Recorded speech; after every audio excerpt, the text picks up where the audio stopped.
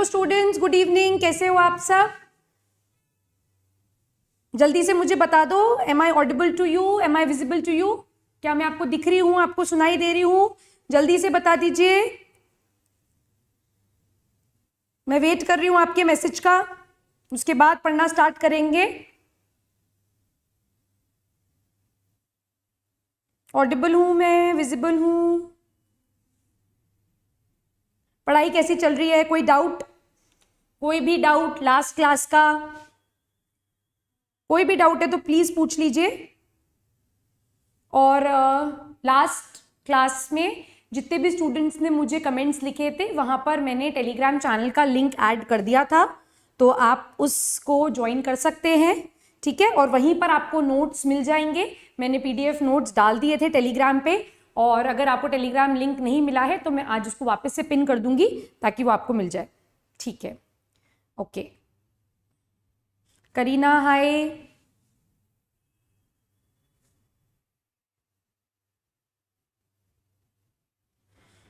Avani hi, I got it. Okay, great great. जिसको मिल गया बहुत अच्छी बात है। तो अपन ने लास्ट क्लास में प्रोकैरियोट्स कंप्लीटली खत्म कर दिया था। Today we will have, Aman hello, today we will have an overview of eukaryotic cell, और देखते हैं अपन कहां तक पहुंचते हैं। अमन, आपको पीडीएफ नोट्स मिल गए थे, आपने टेलीग्राम चैनल ज्वाइन कर लिया होगा, ठीक है। और आपको स्टूडेंट जितने भी डाउट आते हैं ना, तो जो भी लेक्चर रिकॉर्डेड फॉर्म में है उसके नीचे आप डाउट्स ऐड करते जाइए, तो मैं आपके सारे डाउट्स वहां पर 100% एड्रेस करूंगी। और ऐसा कोई डाउट हुआ जो कि सब स्टूडेंट्स को जानने के लिए इंपॉर्टेंट होगा तो वो नेक्स्ट लाइव क्लास में मैं जरूर डिटेल में ले लूंगी, ठीक। तो आप परेशान मत होना, और टेलीग्राम पे आपको सारे नोट्स मिल जाएंगे। आप मैं आज फिर पिन कर दूंगी, ठीक है। ओके, चलिए स्टार्ट करते हैं। We'll start with an overview of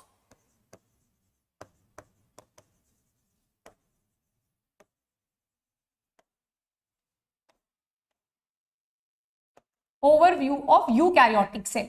अब तक अपन बहुत क्लियरली ये टर्म समझ चुके हैं। Good evening. अपन क्लियरली ये चीज अब समझ चुके हैं कि यूकैरियोट्स वो ऑर्गेनिजम्स हैं जिनके पास एक वेल डिफाइंड न्यूक्लियस प्रेजेंट है। ये वो ऑर्गेनिजम्स हैं जिनके पास membrane bound cell organelles present है। Membrane bound cell organelles are present in cytoplasm. Farhan, किस चीज के लिए नो बोल रहे हो आप मुझे?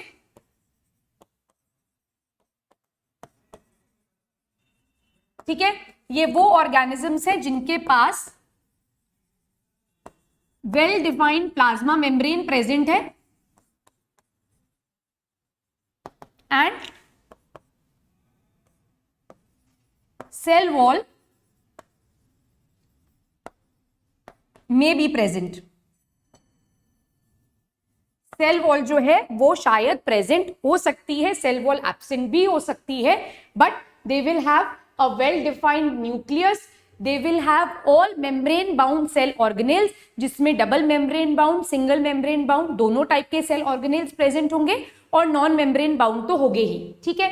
दे will have a well defined plasma membrane plus the cell wall may be present और it might be absent. So ये एक जनरल इंट्रोडक्शन है अबाउट योर यूकैरियोट्स। नेक्स्ट अब अपन देखते हैं, if I talk of plant cell. अगर मैं एक प्लांट सेल के बारे में बात करूं और इस प्लांट सेल से मैं सेल वॉल को रिमूव कर दूं, ठीक है, इंपॉर्टेंट है ये। इस प्लांट सेल से मैंने सेल वॉल को रिमूव कर दिया, so what I have now is called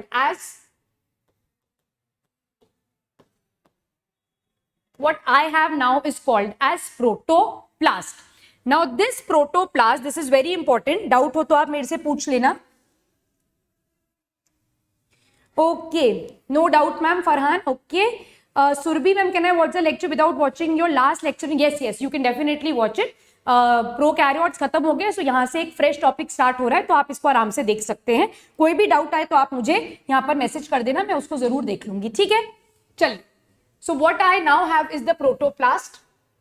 Now this protoplast has two parts.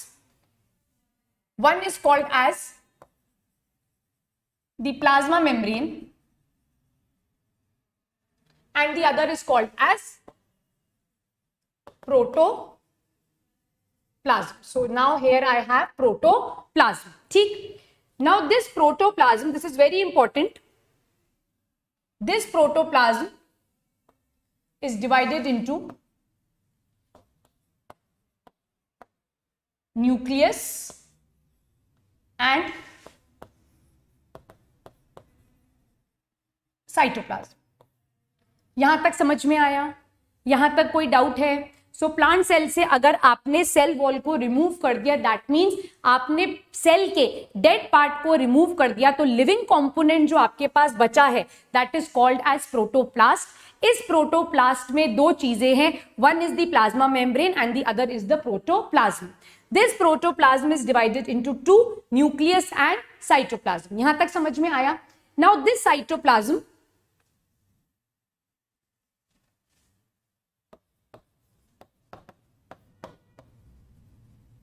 this cytoplasm is divided into two parts. One is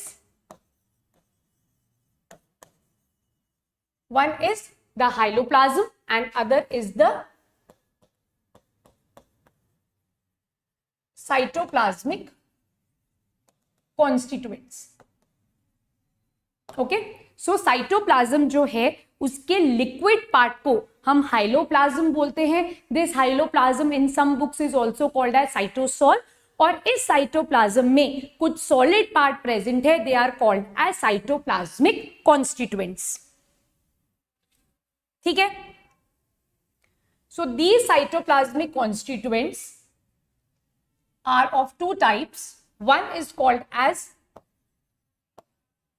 cell organelles and the other is called as ergastic body. ergastic body का मतलब है non living part of the cell. ठीक है? जैसे कि अपन ने prokaryotes में देखा था सेल इंक्लूजन्स प्रेजेंट थे या साइटोप्लाज्मिक इंक्लूजन्स प्रेजेंट थे जिसमें नॉन लिविंग चीजें प्रेजेंट थी जो कि मेटाबॉलिज्म नहीं कर रही है, किसी भी चीज को स्टोर कर रही है. जैसे आपने गैस वैक्यूल पढ़ा था, आपने इनऑर्गेनिक इंक्लूजन्स पढ़े थे और आपने फूड रिजर्व पढ़ा था. तो ऐसे ही यूकैरियोटिक सेल के केस में भी क्या प्रेजेंट होगा? यूकैरियोटिक सेल के केस में एर्गास्टिक बॉडी प्रेजेंट है जो कि नॉन लिविंग पार्ट है सेल का. यहां तक कोई डाउट है? Mister crazy, good evening. Any doubt up till here? Aman, Avani, Surabhi, Farhan, कोई भी डाउट है? करीना, यहां तक अगर कोई भी डाउट है तो प्लीज पूछ लीजिए. Now these cell organelles are divided into three broad categories. ये तीन broad categories में divided है. One is single membrane bound cell organelle.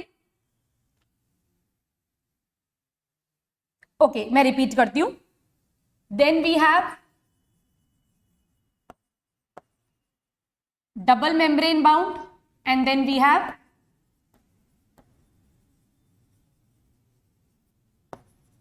non membrane bound.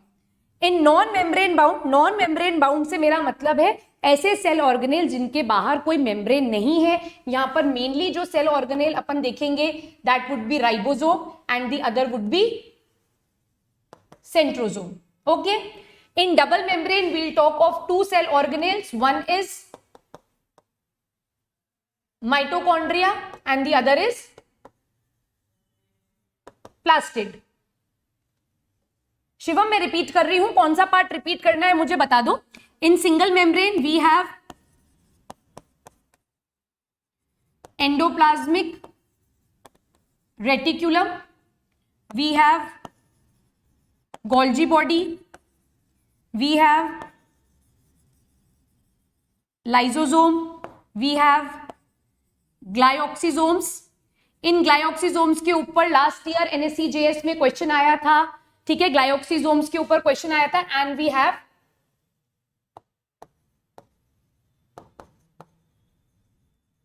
पेरिऑक्सीसोम्स, ठीक है। एर्गास्टिक बॉडी या नॉन लिविंग स्ट्रक्चर्स की बात करें so we will have vacuole here and we will have food reserve granules, ठीक है। अब मुझे बताओ कौन सा पार्ट रिपीट करना है।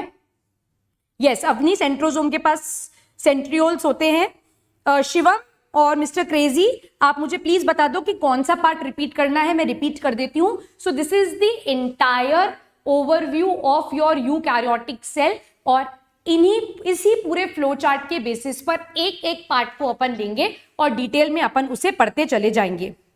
अच्छा, क्लास लेट स्टार्ट किया था, स्टार्टिंग से बता देती हूं। एक बार सारे ही स्टूडेंट सुन लीजिए जो मैंने पढ़ाया। So we have started with the overview of a eukaryotic cell. By eukaryotic cell we mean वो सेल ऑर्गेनेल्स जिनके पास एक वेल डिफाइंड न्यूक्लियस प्रेजेंट है, जिनके पास सारे membrane bound cell organelles present हैं।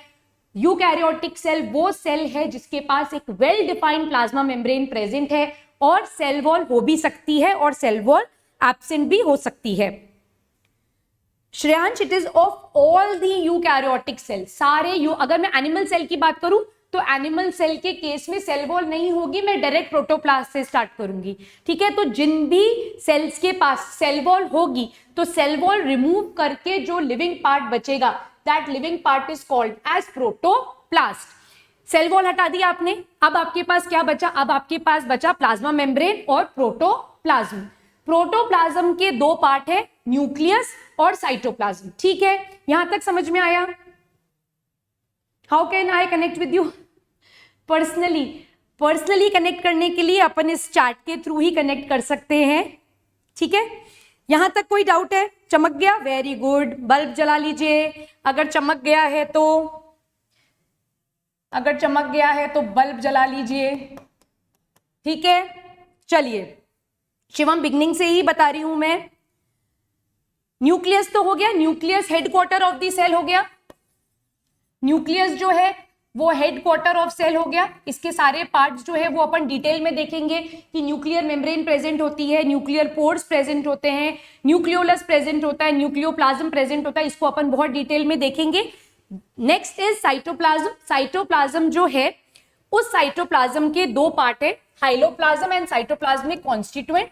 हाइलोप्लाज्म जो है वो लिक्विड पार्ट है साइटोप्लाज्म का। साइटोप्लाज्म को आप कुछ ऐसे समझो, आपने वो खाया है नॉर सूपी नूडल्स या आपने टमेटो सूप पिया है, तो जो नॉर सूपी नूडल्स होते हैं वो लिक्विड, वो पूरा एक साइटोप्लाज्म मान लो, उसका लिक्विड पार्ट जो है वो हो गया हाइलोप्लाज्म, और जो नूडल वाला पार्ट हो गया वो हो गए साइटोप्लाज्मिक कॉन्स्टिट्यूएंट्स। समझ में आ गया?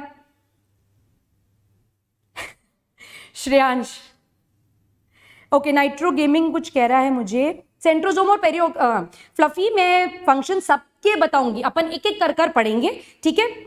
चमक गया, can I watch this lecture? I had completed class 9th and 10th। Yes nitro, अगर आपने ये क्लास खत्म कर दी है, 9th और 10th खत्म कर दी है, तो डेफिनेटली आप लेक्चर्स बहुत आराम से देख सकते हो और आपको काफी सारी चीजें समझ में आएंगी। And Shreyansh, thank you so much कि आपकी दिवाली मन रही है, वेरी गुड। नेक्स्ट टाइम से मैं इस बोर्ड के ऊपर पूरी लाइटिंग लगाऊंगी और उसको अपन ऑन कर लेंगे, ठीक है। Hyaloplasm and cytosol are the liquid component of the cytoplasm, right. Cytoplasmic constituent, cytoplasmic constituent में दो चीजें हैं, एक है सेल ऑर्गेनेल्स और एक है ergastic body.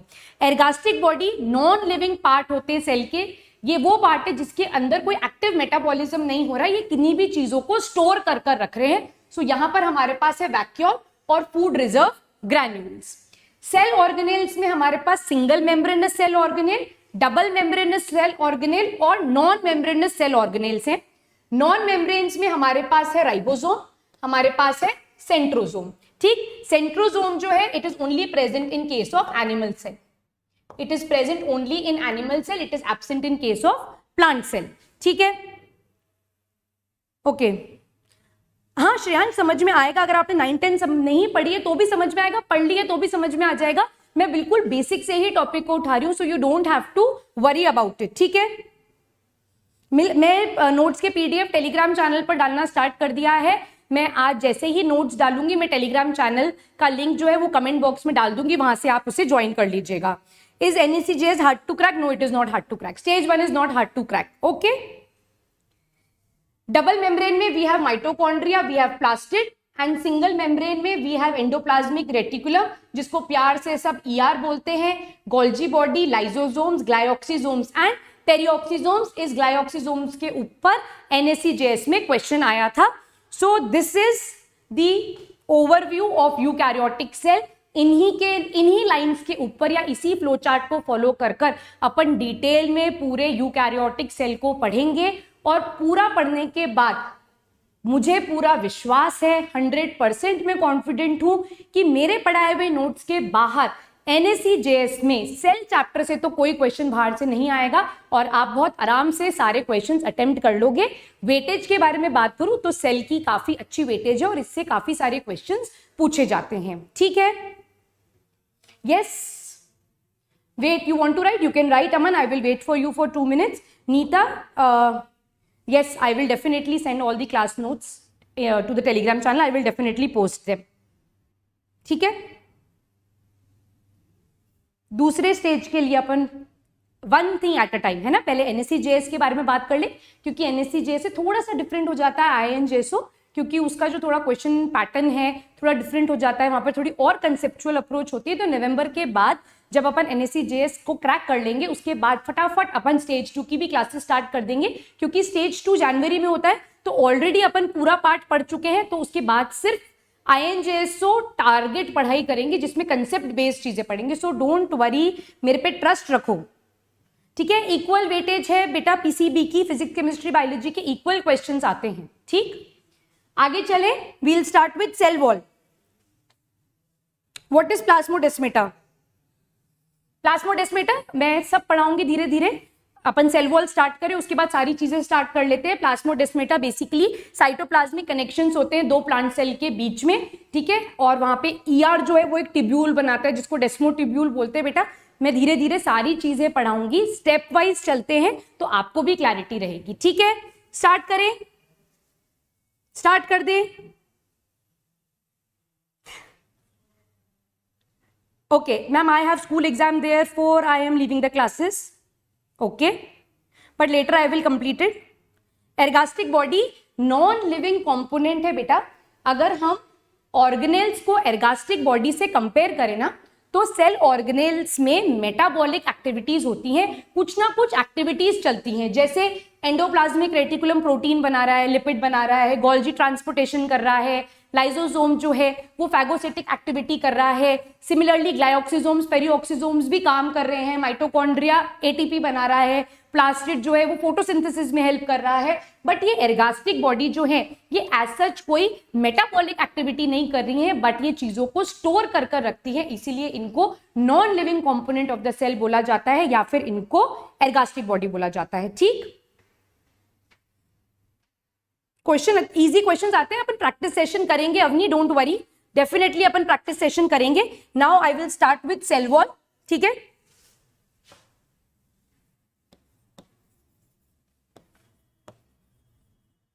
cell wall, it is the outermost layer, it is a rigid, strong and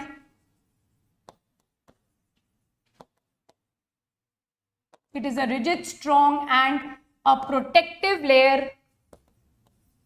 It is a dead layer and it was discovered by Robert Hooke. इसको किसने डिस्कवर किया था? It was discovered by Robert Hooke. First class में मैंने discuss किया था, first class में मैंने आपको बताया था कि रॉबर्ट हुक ने इस तरह से हेक्सागोनल अरेंज टाइट कंपार्टमेंट्स देखे थे, जिसके अंदर खाली जगह थी। इन सेल्स को या इन कंपोनेंट्स को रॉबर्ट हुक ने सेल्यूले बोला। तो बाद में पता चला कि रॉबर्ट हुक ने जिन स्ट्रक्चर्स को देखा था वो कैसे स्ट्रक्चर्स थे, वो डेड सेल्स थे, और वो बेसिकली क्या थे? दे वर सेल वॉल्स। ये सेल वॉल थे ओक ट्री के। ठीक है, तो यहां तक अपन बेसिक बात डिस्कस कर चुके हैं। नाउ इंपॉर्टेंट बात है that this cell cell wall is present in, cell wall present है प्लांट सेल में, it is present in case of bacteria, it is present in case of fungi and it is also present in some protists. ठीक, ये सारी चीजें अपन पढ़ चुके हैं कहीं ना कहीं. Yes Saroj, yes Avani, in cork, very good. Now plants की सेल वॉल अपन डिटेल में पढ़ेंगे आज की क्लास में. मेरी पूरी कोशिश रहेगी कि इसको अपन खत्म करें. बैक्टीरिया की सेल वॉल बहुत डिटेल में अपन ऑलरेडी पढ़ चुके हैं. Just to revise, the cell wall of bacteria is made up of peptidoglycan. Okay, in case of fungi the cell wall is made up of chitin. ये बहुत important है, इसके ऊपर काफी बार क्वेश्चन पूछा जाता है कि जो फंजाई है उसकी सेल वॉल किसकी बनी हुई होती है. It is made up of chitin. अब काइटिन के बारे में एक चीज, पियर्सन बुक अच्छी है, it is a very good book, आप इसे बहुत आराम से फॉलो कर सकते हैं. ठीक ठीक. अब पियर्सन आप फॉलो कर रहे हो या कोई भी बुक आप फॉलो कर रहे हो तो ऑर्डर ऑफ स्टडिंग क्या होगा. फर्स्टली आप 11th एनसीईआरटी पढ़ोगे, फिर मेरे नोट्स पढ़ोगे, उसके बाद आप पियर्सन पढ़ोगे. ठीक है. अब काइटिन जो है it is a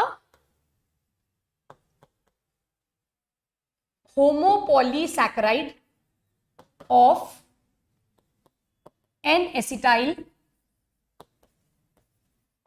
ग्लूकासामीन. So it is a homopolymer of N acetyl glucosamine. अब होमोपॉलीमर क्या होता है, हेट्रोपॉलीमर क्या होता है, बस आप मुझे 1 मिनट दो, अपन फटाफट से इसी टॉपिक के ऊपर वापस आएंगे. ठीक. अब प्रोटिस्ट कौन होते हैं. प्रोटिस्ट मैं ऑलरेडी आपके साथ डिस्कस कर चुकी हूं जब मैंने आपको 5 किंगडम्स बताए थे. तो सबसे पहला किंगडम मोनेरा था, फिर प्रोटिस्टा था, फंजाई था, प्लांट था और एनिमेलिया था. यानी प्रोटिस्ट वो ऑर्गेनिजम्स हैं जिनके अंदर सारे यूनिसेल्यूलर यूकैरियोट्स आते हैं. ठीक है. तो कुछ प्रोटिस्ट, सारे प्रोटिस्ट नहीं, कुछ प्रोटिस्ट के पास सेल वॉल प्रेजेंट होती है. जैसे अगर मैं बात करूं कॉमन, सो डाइनोफ्लेजिलेट्स के पास सेल वॉल प्रेजेंट होती है. अगर मैं आपसे बात करूं क्राइसोफाइट्स, इनके पास सेल वॉल प्रेजेंट होती है. ठीक है. तो ये कुछ प्रोटिस्ट्स हैं जिनके पास सेल वॉल प्रेजेंट होती है. अगर मैं बात करूं यूग्लिनोइड्स की या प्रोटोजोअन्स की तो उनके पास सेल वॉल प्रेजेंट नहीं होती. मैं रिपीट करती हूं, ध्यान से मेरी बात सुनो. प्रोटिस्टा एक किंगडम है, उस किंगडम के अंदर जो फाइलम्स हैं उनमें कुछ फाइलम्स के पास सेल वॉल प्रेजेंट होती है और कुछ के पास सेल वॉल प्रेजेंट नहीं होती. प्रोटिस्टा वो किंगडम है स्टूडेंट्स जिसके अंदर सारे यूनिसेल्यूलर यूकैरियोट्स आते हैं. ठीक. अब यहां पर एक फाइलम है डाइनोफ्लेजिलेट, एक फाइलम है क्राइसोफाइट जिसके अंदर गोल्डन एल्गी आती है. ठीक है. उन ऑर्गेनिजम्स के पास सेल वॉल है और कुछ प्रोटिस्ट ऐसे हैं जिनके पास सेल वॉल प्रेजेंट नहीं होती. Am I clear to you on this? Am I clear to you on this? ये बात समझ में आ गई? कोई डाउट है इस बात पर? अगर कोई भी डाउट है तो आप मेरे से पूछ सकते हैं. ठीक है. क्लियर? क्लियर है? इसे कॉपी कर लीजिए.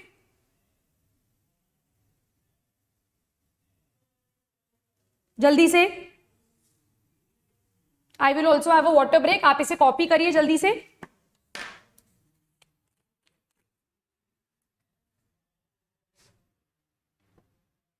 और स्लाइम मोल्ड्स के पास सेल वॉल होती है.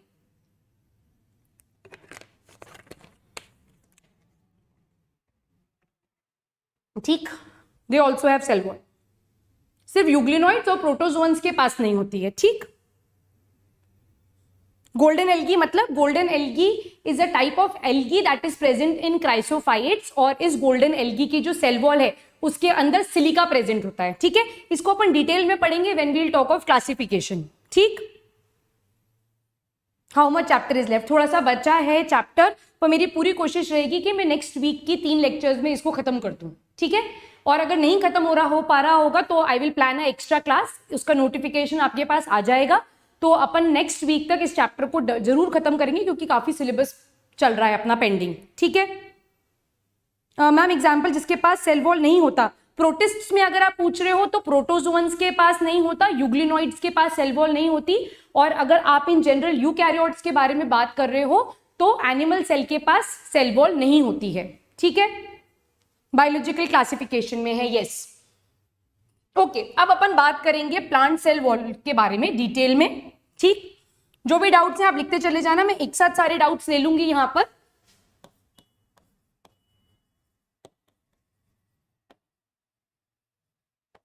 Okay, now this plant cell wall is basically made up of, plant cell wall जो है it is basically made up of cellulose,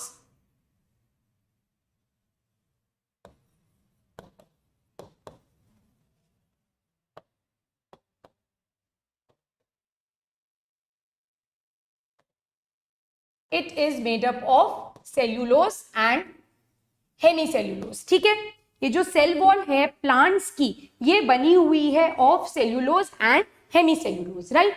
now let us discuss about cellulose and discuss about hemicellulose और plant cell wall के बारे में अब अपन detail में बात करेंगे, सारी चीजें डिस्कस कर लेंगे जिसके ऊपर प्रोबेबल क्वेश्चंस बन सकते हैं। ठीक,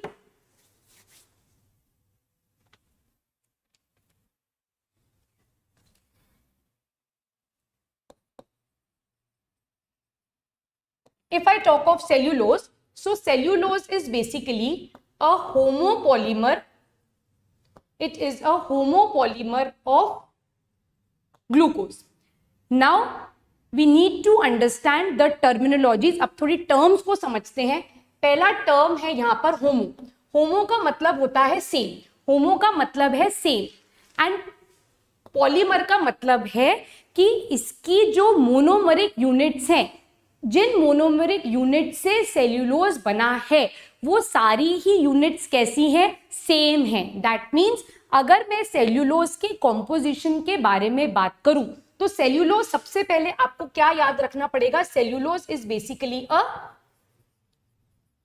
पॉलीसैकेराइड। सेल्यूलोज क्या है, एक पॉलीसैकेराइड है।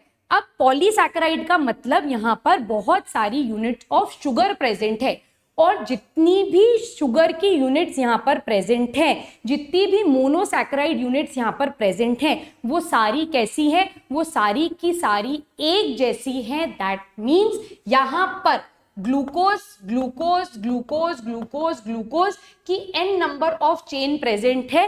दैट मीन्स सेल्यूलोज एक पॉलीमर है, एक पॉलीसैकेराइड है, और ये पॉलीसैकेराइड किससे बन रहा है, ये एक होमोपॉलीसैकेराइड है। दैट मीन्स यहाँ पर जो मोनोसैकेराइड यूनिट्स हैं या जिन शुगर यूनिट से जुड़कर सेल्यूलोज बन रहा है वो सारे ही कैसे हैं, वो सारे के सारे ही सिमिलर हैं, एक जैसे हैं। इसीलिए इसको होमोपॉलीमर ऑफ ग्लूकोज बोला जाता है, क्योंकि सेल्यूलोज किससे मिलकर बना है, ग्लूकोज ग्लूकोज ग्लूकोज की यूनिट्स को जोड़ते चले जाओ तो आपको क्या मिल जाएगा, आपको सेल्यूलोज मिल जाएगा। क्या ये पॉइंट यहां पर क्लियर है?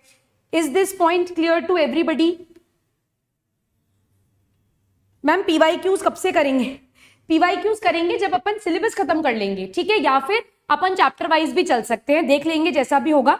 और पियर्सन से NECJS हो जाएगा, 11th NCERT मेरी क्लासेस और पियर्सन डेफिनेटली हो जाएगा। इसे कॉपी कर लीजिए जल्दी से जल्दी से,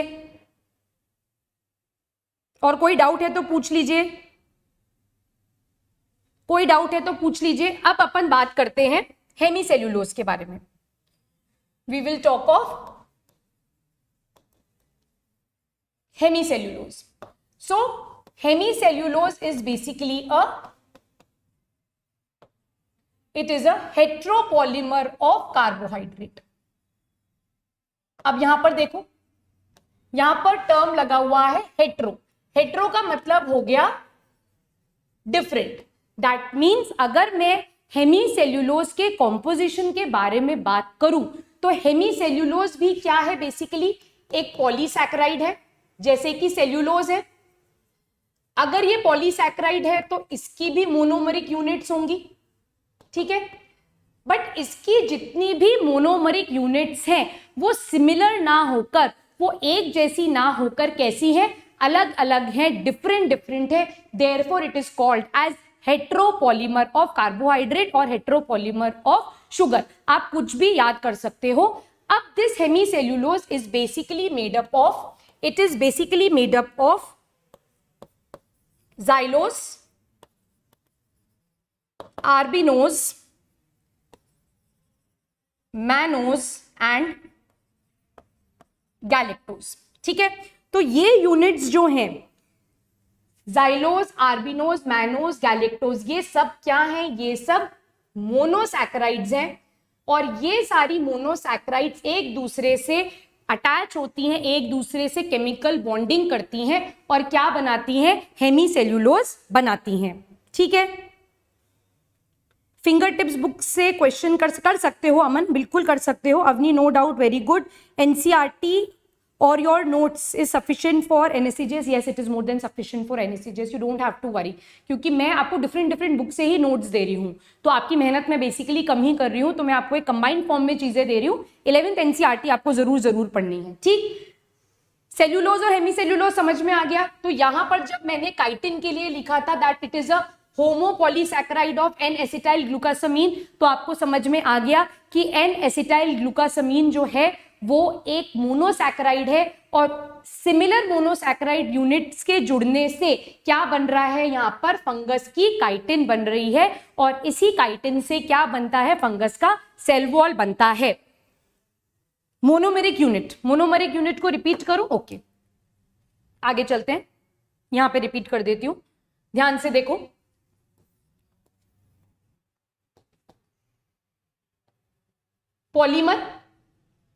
पॉलीमर किससे मिलकर बनता है?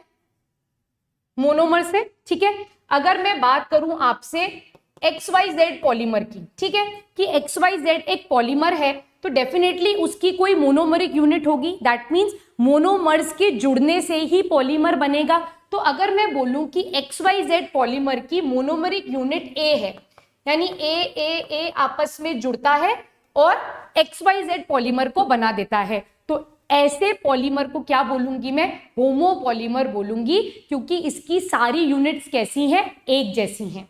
अब अगर मैं बात करूं हेट्रोपॉलीमर की, यहां पर देखो, अगर ABC कोई पॉलीमर है और उसकी जो मोनोमरिक यूनिट है वो R, X, B, W इस तरीके से है, तो जब सारी ही मोनोमेरिक यूनिट, सारी ही इंडिविजुअल यूनिट्स अलग अलग होंगी, तो ऐसे पॉलीमर को मैं क्या बोलूंगी?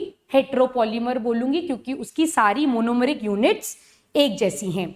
चमक गया क्या? ये कंसेप्ट चमक गया है क्या? इसके ऊपर बत्ती लगा दें। सेल्यूलोज और स्टार्च में क्या डिफरेंस है? Very good question. सेल्यूलोज और स्टार्च में सिमिलैरिटी ये है कि ये दोनों ही ग्लूकोज के पॉलीमर्स हैं, ग्लूकोज के ही होमोपॉलीमर्स हैं, बट इनकी जो बॉन्डिंग है, ग्लूकोज के बीच में जो बॉन्डिंग होती है वो बॉन्डिंग यहाँ पर अलग अलग है, इसीलिए इन दोनों का स्ट्रक्चर अलग अलग है, इन दोनों का लोकेशन अलग अलग हो जाता है। ठीक, चमक गया कंसेप्ट? चमक गया। चलो आगे चले। क्लियर है? ये कॉपी कर लिया। सेल्यूलोज और हेमीसेल्यूलोज आपको क्लियर है? कोई डाउट तो नहीं है सेल्यूलोज और हेमीसेल्यूलोज में? अब आगे चले, सेल वॉल को कंटिन्यू करें। चमक गया, चलो सबको चमक गया तो बहुत अच्छी बात है। अब इंपॉर्टेंट बात ध्यान से सुनो, ध्यान से देखना। सेल्यूलोज जो है, अगर मैं बोलूं सेल्यूलोज की यूनिट ग्लूकोज है तो मैं इस पार्ट पर सही हूं, बिल्कुल सही हूं। अब देखो कैसे सेल वॉल बनता है और किस तरीके से चीजें होती है, यहां पर ध्यान से समझना, इंपॉर्टेंट है।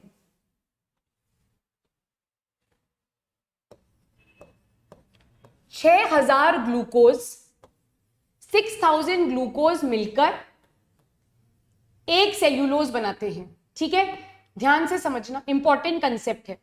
6000 ग्लूकोज मिलकर एक सेल्यूलोज बनाते हैं, समझ में आ गया? 100 सेल्यूलोज मिलकर एक मिसल बनाते हैं। ठीक, यहां तक समझ में आया? 20 मिसल मिलकर एक माइक्रोफिब्रिल बनाते हैं और 20 माइक्रोफिब्रिल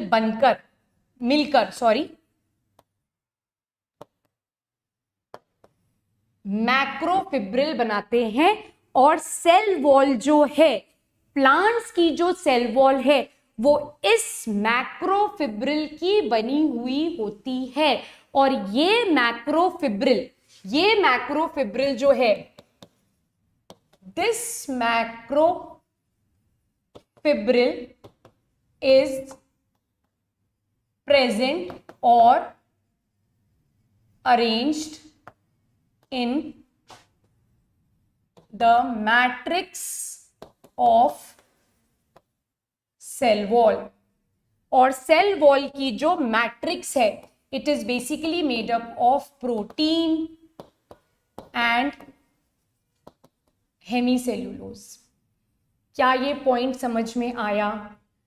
हम हमेशा बोलते हैं कि जो सेल वॉल है वो बेसिकली बनी हुई होती है सेल्यूलोज की और हेमीसेल्यूलोज की, बट क्योंकि हम NSCGS के लिए प्रिपेयर कर रहे हैं तो हम अगर सेल वॉल के अल्ट्रा स्ट्रक्चर को देखें तो उस अल्ट्रा स्ट्रक्चर में मैक्रोफिब्रिल प्रेजेंट होते हैं। मैक्रो वर्ड का मतलब होता है बिग, और फिब्रिल वर्ड जो है वो यूज किया जाता है फाइबर्स के लिए। तो बड़े बड़े फाइबर्स जो हैं वो सेल वॉल की मैट्रिक्स के अंदर अरेंज्ड है, और वो जो मैट्रिक्स है वो खुद किससे मिलकर बनी है? हेमीसेल्यूलोज से और प्रोटीन से मिलकर बनी है। मैट्रिक्स का मतलब होता है एक बेस, एक ऐसा सब्सटेंस जिसके अंदर दूसरे सेल्स या दूसरे फाइबर्स एम्बेडेड होते हैं। तो सेल वॉल जो है उसको हम नॉर्मल में या एनसीईआरटी की मैं अगर बात करूं या किसी भी हायर बुक की अगर मैं बात करूं तो वहां पर यही बोला जाता है that cell wall is made up of, या plant cell wall is made up of cellulose and hemicellulose. But actually में सेल वॉल के अंदर मैक्रोफिब्रिल्स प्रेजेंट होते हैं, बड़े बड़े फाइबर्स प्रेजेंट होते हैं। हाँ, ये बड़े बड़े फाइबर्स सेल्यूलोज से मिलकर ही बने हैं, और सेल्यूलोज ग्लूकोज का ही पॉलीमर है, बट डायरेक्टली ग्लूकोज या डायरेक्टली सेल्यूलोज प्रेजेंट नहीं होता है सेल वॉल के अंदर। वहां पर बहुत कॉम्पैक्ट स्ट्रक्चर या बहुत कॉम्प्लेक्स स्ट्रक्चर प्रेजेंट होता है, और 6000 ग्लूकोज के मॉलिक्यूल्स एक सेल्यूलोज बनाते हैं। 100 सेल्यूलोज मिलकर एक मिसिल बनाते हैं, that means 100 cellulose together forming a missile. 20 missile बनाते हैं एक माइक्रोफिब्रिल को, और 20 माइक्रोफिब्रिल जो है वो मैक्रोफिब्रिल बनाते हैं, और ये मैक्रोफिब्रिल जो है वो मैट्रिक्स ऑफ सेल वॉल के अंदर एम्बेडेड हैं। ठीक है, 20 माइक्रोफिब्रिल मिलकर एक मैक्रोफिब्रिल बनाते हैं, और बहुत सारे मैक्रोफिब्रिल्स जो है वो एम्बेडेड रहते हैं हमारी मैट्रिक्स ऑफ सेल वॉल के अंदर। What is micelle? Micelle 100 cellulose को जोड़ दोगे तो एक मिसिल बनेगा, that means a group of cellulose together is called as a micelle. ठीक है, ठीक है, चमक गया, चमक गया। So this is the cell wall का ultra structure. So it is basically made up of macrofibrils, and this macrofibril is arranged in the matrix of the cell wall. ठीक है, आगे चले। क्लियर है ये बात यहां तक? ये इंपॉर्टेंट कंसेप्ट है, बहुत इंपॉर्टेंट कंसेप्ट है। ये आज की पूरी ही क्लास इंपॉर्टेंट है क्योंकि इसके ऊपर काफी डिफरेंट टाइप से क्वेश्चन पूछे जाते हैं। नेक्स्ट कंसेप्ट के ऊपर बढ़ते हैं, सेल वॉल ही कंटिन्यू कर रहे हैं। Now let us talk of cell wall types. Last topic तक अगर कोई डाउट है तो प्लीज पूछ लीजिए। लास्ट स्लाइड दिखाऊं? सरोज, प्लांट सेल तो मैंने अभी स्टार्ट ही नहीं करा, प्लांट सेल तो मैंने अभी स्टार्ट ही नहीं करा है ना। मैं यूकैरियोटिक सेल इन जनरल पढ़ाऊंगी, इसमें प्लांट और एनिमल में जहां जहां जो जो डिफरेंसेस आएंगे वो मैं आपको लिखवाती चली जाऊंगी, तो आपको उसके लिए टेंशन नहीं लेने की जरूरत है। यहां तक कोई डाउट है तो आप पूछ लीजिए। Done? Shivam done? Saroj, plant cell पढ़ेंगे जब आएगा। चमक गया सबको? क्लियर है? चलें आगे। शिवम, अब ध्यान से समझना यहां पर, ठीक? इंपॉर्टेंट कंसेप्ट है, आज की क्लास बहुत इंपॉर्टेंट है, आपके बहुत सारे बेसिक्स को बनाएगी, और ये टॉपिक अगर आपको यहां समझ में आएगा तो आगे जब हम प्लांट एनाटॉमी पढ़ेंगे, प्लांट टिश्यू पढ़ेंगे, तो आपको बहुत ईजी हो जाएगा। तो कंसेप्ट हमको यहीं बिल्ड कर लेना है, ठीक। चले, प्लांट सेल वॉल रिवाइज करा दूं, लास्ट में करा दूंगी, जब टाइम अप होने वाला होगा तब पूरा स्टार्टिंग से लास्ट तक रिवाइज करा दूंगी, ठीक है सरोज। चलो ध्यान से देखो अब,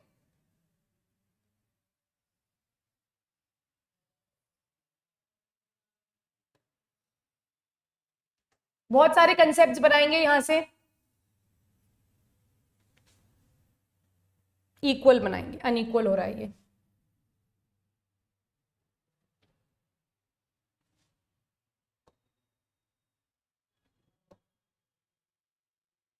ओके, अब इसको आप दे दो, ये ए प्लांट सेल है, ये बी प्लांट सेल है, ठीक।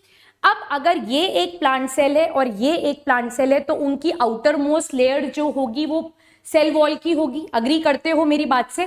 ध्यान से सुनना मेरी बात स्टूडेंट्स, नोट्स आप बाद में मेरी रिकॉर्डेड वीडियो देखकर भी बना सकते हो, पीडीएफ नोट्स भी बन जाएंगे, पर जो मैं समझा रही हूं उसको पहले ध्यान से समझो। एक बार पेन छोड़ दो और मेरी बात को ध्यान से सुनो, क्योंकि यहां पर बहुत इंपॉर्टेंट कंसेप्ट बिल्ड होगा अपना, और काफी सारी चीजें मैं यहां पर डिस्कस करूंगी, ठीक है।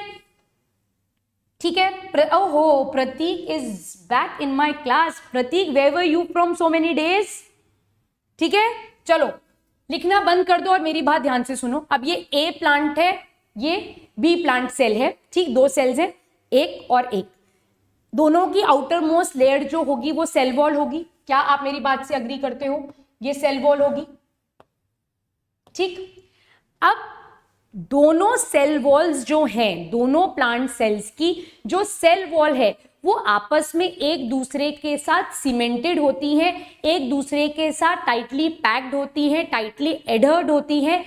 किस वजह से एडहर्ड होती हैं? क्योंकि दोनों के बीच में एक सीमेंटिंग मटेरियल प्रेजेंट है, दोनों के बीच में यहां पर एक सीमेंटिंग मटेरियल प्रेजेंट है, और इस सीमेंटिंग मटेरियल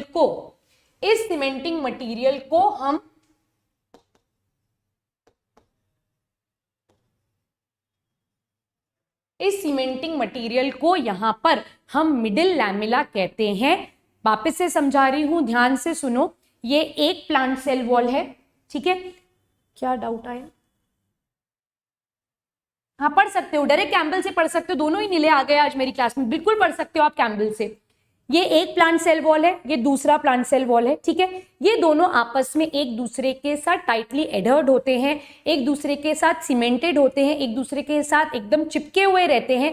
क्यों चिपके हुए रहते हैं, क्यों एक दूसरे से टाइटली अटैच्ड होते हैं? क्योंकि दोनों के बीच में क्या प्रेजेंट है? एक सीमेंटिंग मटेरियल प्रेजेंट है, and this cementing material is called as middle lamella, and this middle lamella is made up of, this is very very important, this middle lamella is made up of calcium, magnesium, pectate।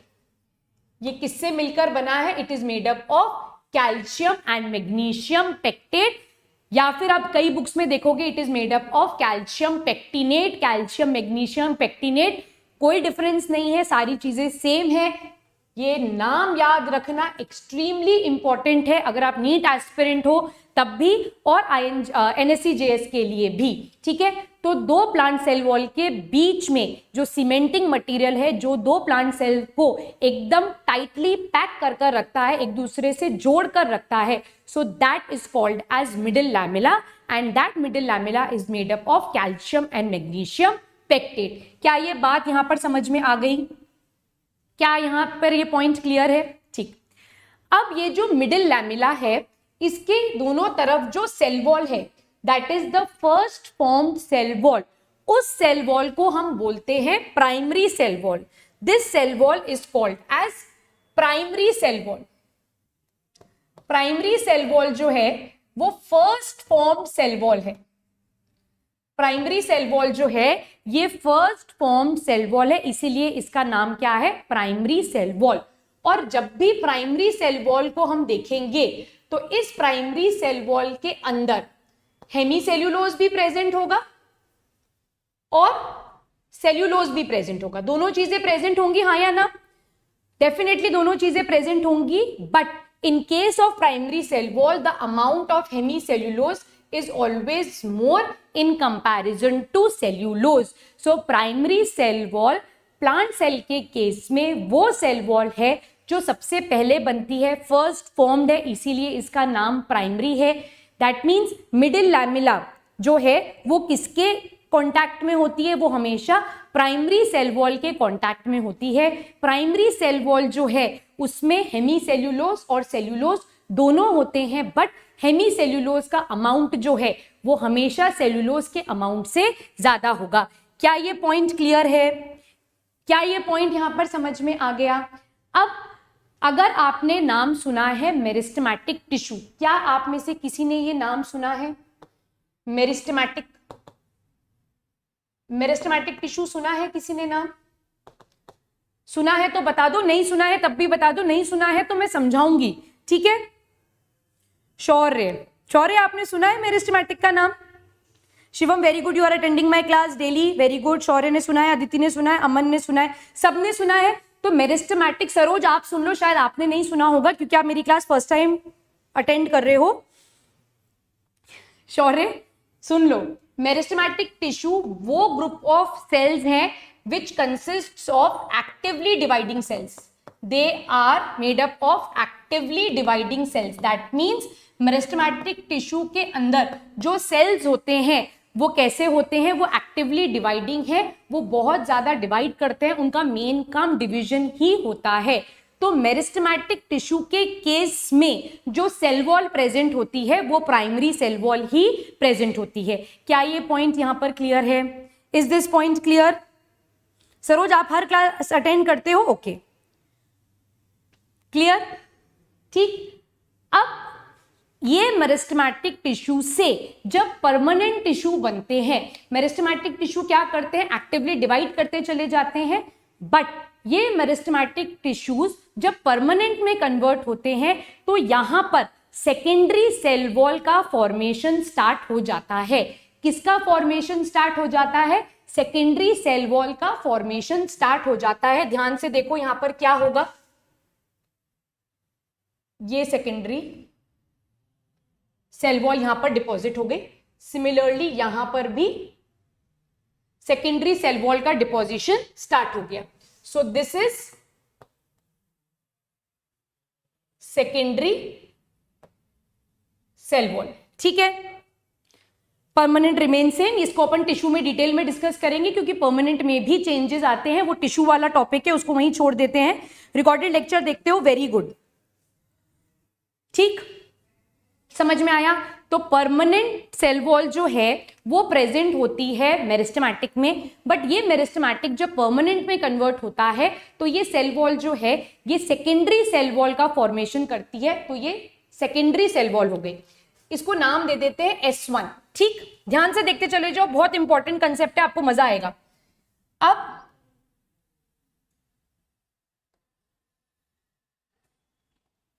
यहां पर एक और layer deposit हो गई S2. That means first form secondary layer को बोला S1, second form secondary layer को बोला S2.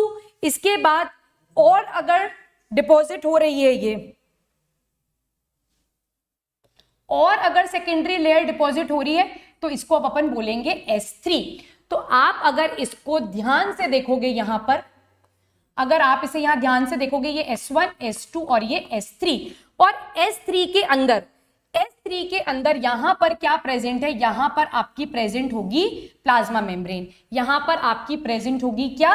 Plasma membrane. तो अगर मैं आपसे पूछूं कि प्लाज्मा मेम्ब्रेन के पास कौन सी सेल वॉल होगी, तो S3. सबसे दूर कौन सी होगी? प्राइमरी. और दो प्राइमरी सेल वॉल के बीच में क्या प्रेजेंट होगा? मिडिल लैमेला प्रेजेंट होगा. क्या ये कंसेप्ट सबको चमका या किसी को नहीं चमका है? This is plasma membrane, this is extremely important. मुझे बताओ, क्या इस कंसेप्ट में किसी को डाउट है? मैम ये समझ में नहीं आया, चमक गया. जिसको नहीं चमका है यहाँ ध्यान से देखो, मैं इस स्लाइड के ऊपर आपको वापस ले आऊंगी. इधर देखो, कंसेप्ट तो चमकवाना ही है. This is cell A, this is cell B. ध्यान से, ये P1 है, ये इसकी P1 है, ठीक है। Am I audible to you? Am I audible to you? नहीं सरोज, सेकेंडरी के बीच में मिडिल लैमेला प्रेजेंट नहीं होता है। मिडिल लैमेला दो एडजेसेंट सेल्स के, दो अलग अलग सेल वॉल के बीच में प्रेजेंट होता है, ठीक है। यहां ध्यान से देखो, यहां पर क्या भरा हुआ होगा, इंपॉर्टेंट कंसेप्ट है, ध्यान से देखो। दिस इज मिडिल लैमेला, ठीक है, ये एक अलग सेल है, ये एक अलग सेल है, ठीक। अब प्राइमरी सेल वॉल प्रेजेंट है जब मेरिस्टेमेटिक टिश्यू प्रेजेंट है। अब जब परमानेंट टिश्यू का फॉर्मेशन हो रहा है तो यहां पर क्या प्रेजेंट होगा, यहां पर सेकेंडरी सेल वॉल का डिपोजिशन होना स्टार्ट होगा। तो सबसे पहले जो सेकेंडरी सेल वॉल का डिपोजिशन स्टार्ट हुआ, क्योंकि वो सेकेंडरी लेयर सबसे पहले बनी है, तो उसको मैंने क्या नाम दे दिया, उसको मैंने नाम दिया S1। तो उसका क्या नाम हो गया, S1। तो यहां पर भी S1। अब प्लांट को और सपोर्ट की रिक्वायरमेंट है, और मैकेनिकल सपोर्ट चाहिए, तो यहां पर क्या डिपॉजिट होएगा, यहां पर क्या डिपॉजिट होएगा, सेकेंडरी सेल वॉल की एक और लेयर डिपॉजिट हो जाएगी। यहां पर भी सेकेंडरी सेल वॉल की एक और लेयर डिपॉजिट हो जाएगी। इसका नाम हो गया S2, इसका नाम हो गया S2, S2, S2। Clear? Plant को और सपोर्ट चाहिए, और मैकेनिकल सपोर्ट चाहिए, और टफनेस चाहिए, और रिजिडिटी चाहिए, तो यहां पर एक और लेयर डिपॉजिट हो गई। इसको मैंने नाम दे दिया S3, इसको नाम दे दिया मैंने S3। That means primary S1, S2, S3, और S3 के अंदर यहां पर क्या प्रेजेंट है, हमारी प्लाज्मा मेम्ब्रेन। यहां पर क्या प्रेजेंट है, हमारी plasma membrane. That means plasma membrane के सबसे पास सबसे नई बनी हुई सेकेंडरी सेल वॉल है, जो कि है S3, उसके बाहर S2, उसके बाहर S1, S1 के बाहर प्राइमरी, और दो प्राइमरी के बीच में क्या प्रेजेंट है, मिडिल लैमेला प्रेजेंट है। Please reply. दिव्यांश 2007 हो आप, यू आर नॉट एलिजिबल। हाँ, यू आर नॉट एलिजिबल, अब you are right, 2009 to 2010 can apply. ठीक, इज दिस कंसेप्ट क्लियर? क्या ये कंसेप्ट चमक गया? क्या ये कंसेप्ट चमक गया? क्या ये पार्ट क्लियर है? आप ध्यान से देखो, क्या ये चीज क्लियर है? अभिज्ञान, द नोट्स आर, चमक गया, okay, very good. The notes are, क्या बोलते हैं उसे, the notes, I have posted the notes on Telegram channel. Telegram link पे मैंने नोट्स पोस्ट करे हैं, ठीक है। तो मैं आज कमेंट बॉक्स सेक्शन में वापस से पिन कर दूंगी टेलीग्राम चैनल का लिंक, वहां से आप नोट्स को देख सकते हो। चमक गया? चलिए दिव्यांश, अगर आप नीट एस्पिरेंट हो तो आप ये सारे लेक्चर्स देख सकते हो, ठीक, क्लियर, ओके। अब वापस से प्रीवियस स्लाइड पे आ जाओ, यही अपन पढ़ रहे थे। अब यहां पर देखो, एक कंसेप्ट और लिखेंगे, एक अच्छी चीज और लिखेंगे। सेकेंडरी सेल वॉल जो है, सेकेंडरी सेल वॉल के केस में सेल्यूलोज ज्यादा है in comparison to hemicellulose, ठीक है। सेकेंडरी सेल वॉल में भी सेल्यूलोज और हेमी सेल्यूलोज प्रेजेंट होगा, बट यहां पर सेल्यूलोज का अमाउंट जो है वो हेमी सेल्यूलोज से ज्यादा होगा। क्लियर है ये बात? समझ में आ गई? कोई डाउट नहीं है यहां पर, एब्सोल्युटली क्लियर है ये बात, ठीक। अब अच्छा, टेलीग्राम का लिंक अगर पिंड है तो आप वहां पर आप उस टेलीग्राम चैनल को जरूर ज्वाइन कर सकते हैं। And for doubt you can always mention it in the comment box section. मैं डेफिनेटली, और स्टूडेंट्स जानते हैं मैं सारे कमेंट्स पे 100% रिप्लाई करती ही करती हूं, ठीक। चलो, अब यहां पर एक और इंपॉर्टेंट कंसेप्ट लिखेंगे। On the secondary cell wall, on the secondary cell wall, ध्यान से समझना, certain secondary deposits are present। जो सेकेंडरी सेल वॉल है S1, S2, S3, कई बार सेकेंडरी सेल वॉल के ऊपर कुछ सेकेंडरी डिपॉजिट्स प्रेजेंट होते हैं, और ये जो सेकेंडरी डिपॉजिट्स हैं ये बेसिकली बने हुए होते हैं लिग्निन के, पेक्टिन के और सुबेरिन के, ठीक है। ये बेसिकली बने हुए होते हैं लिग्निन के, पेक्टिन के और सुबरिन के। अब ध्यान से सुनो, ये सेकेंडरी डिपॉजिट्स क्या करते हैं, ये जो सेकेंडरी डिपॉजिट्स हैं, सपोज ये एक सेल वॉल है, इस सेल वॉल के ऊपर सेकेंडरी डिपॉजिट्स आ गए। अब सेकेंडरी डिपॉजिट्स कुछ इस तरीके से आ सकते हैं, या सेकेंडरी डिपॉजिट्स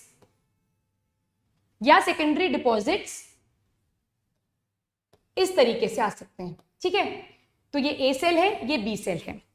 अब सेकेंडरी सेल वॉल के ऊपर कई बार सेकेंडरी डिपॉजिट्स आते हैं, और ये सेकेंडरी डिपॉजिट्स जो हैं ये लिग्निन के, पेक्टिन के, सुबरिन के बने हुए होते हैं। अब ये सेकेंडरी डिपॉजिट्स जो हैं ये जनरलाइज्ड हो सकते हैं, जनरलाइज्ड डिपॉजिशन, और कई बार ये कैसे हो सकते हैं, लोकलाइज्ड। ठीक, लोकलाइज्ड मतलब सिर्फ कुछ कुछ जगह पर प्रेजेंट है, जनरलाइज्ड का मतलब है ये ओवरऑल सारी ही सरफेस के ऊपर प्रेजेंट है।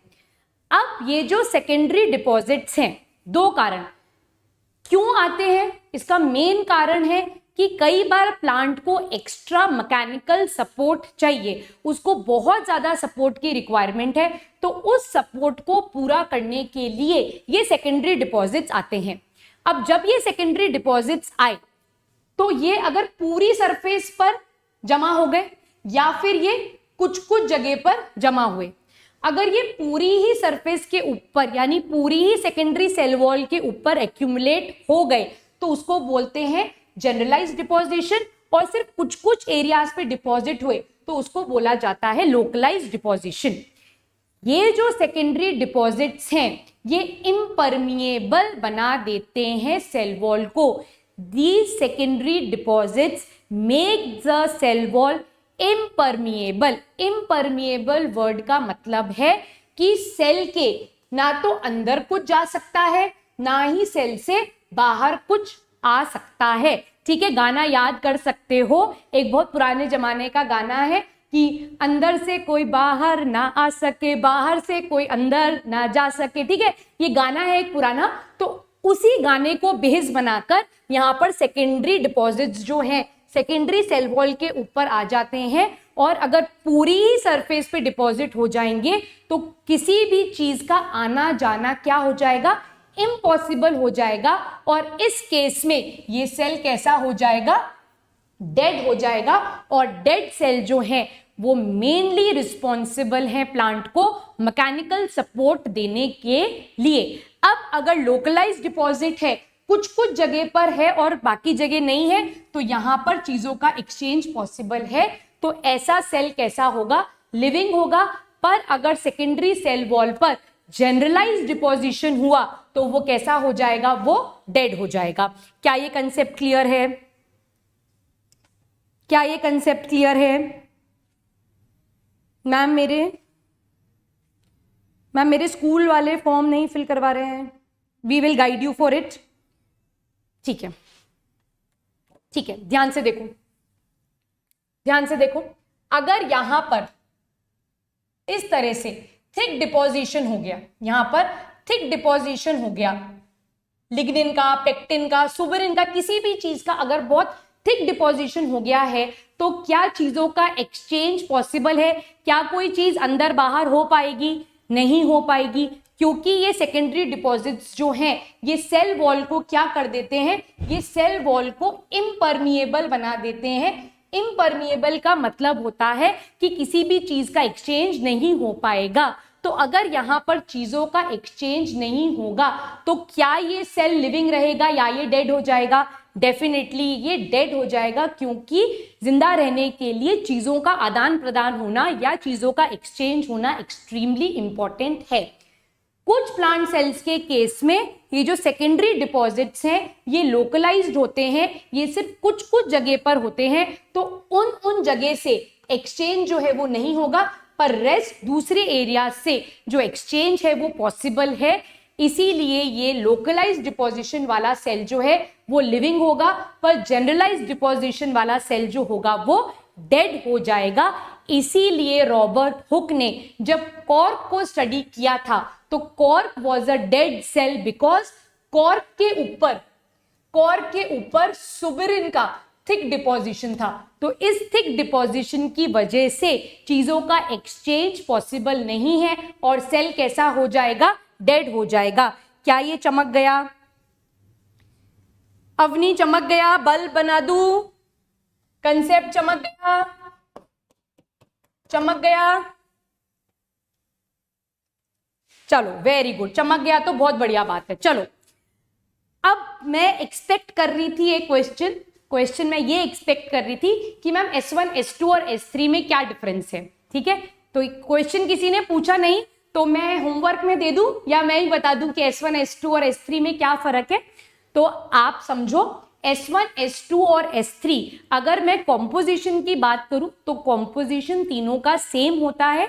The only difference is the orientation of fibres. Orientation of fibres का मतलब है कि सपोज S1 में फाइबर्स ऐसे अरेंज्ड हैं, सीधे सीधे सीधे, ठीक है, तो S2 में फाइबर्स हॉरिजॉन्टली अरेंज्ड हो जाएंगे और S3 में फाइबर्स डायगोनल हो जाएंगे। तो सिर्फ फाइबर्स के ओरिएंटेशन में डिफरेंस है, रेस्ट S1 S2 और S3 में कोई फर्क नहीं होता। अगर मैं कॉम्पोजिशन के बारे में बात करूं तीनों का कॉम्पोजिशन सेम है, सिर्फ फाइबर्स के ओरिएंटेशन में या फाइबर्स के अरेंजमेंट में डिफरेंस होता है और यहां पर कोई डिफरेंस नहीं है। यहां तक क्लियर है बात? यहां तक कोई डाउट है तो प्लीज पूछ लो। चलो मैंने बता दिया, कोई बात नहीं, ठीक।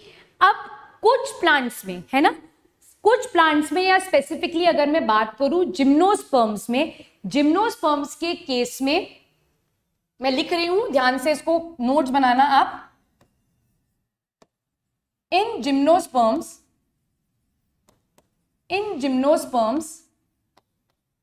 apart from primary cell wall,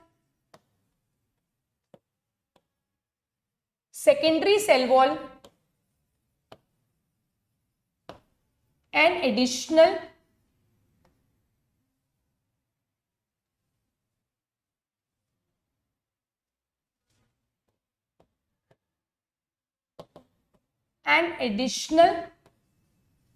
cell wall is present,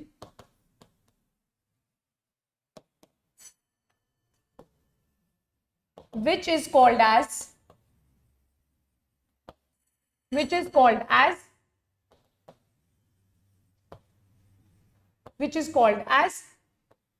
tertiary cell wall। ठीक है, तो जिम्नोस्पर्म्स के केस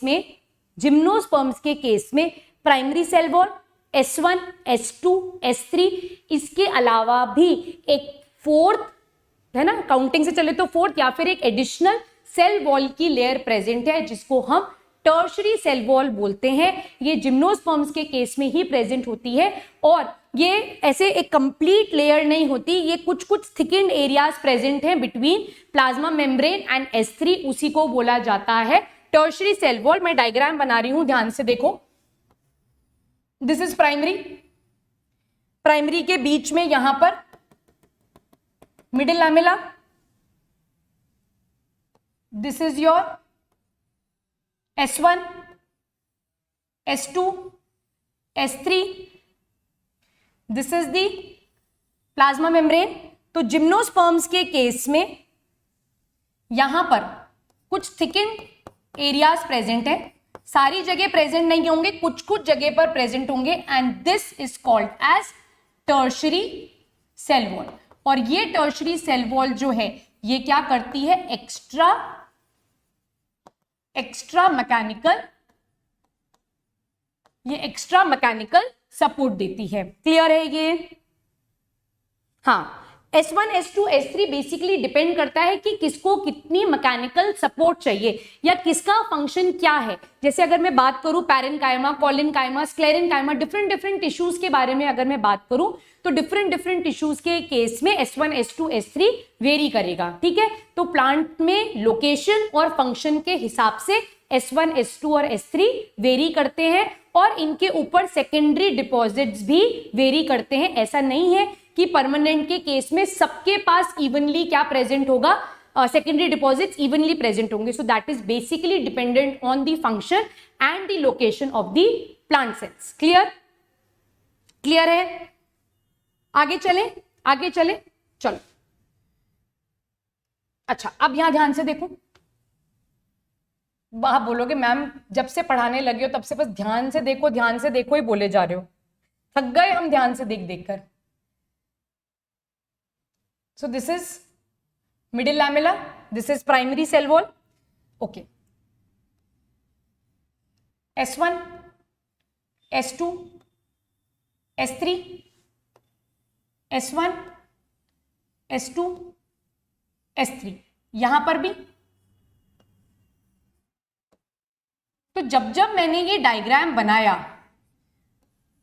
जब मैंने ये डायग्राम बनाया तब मैंने सेकेंडरी सेल वॉल के बीच में कुछ गैप छोड़े हैं. आपने नोटिस करा होगा मैंने जहां पर भी डायग्राम बनाया सब जगह मैंने एक गैप छोड़ा है. यहां देखो, सब जगह.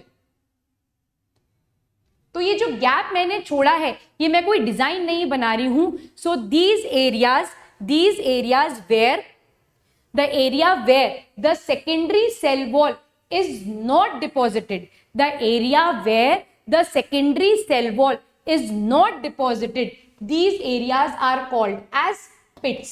उन areas को हम क्या कहते हैं? They are called as pits. So pits are what? They are areas where secondary cell wall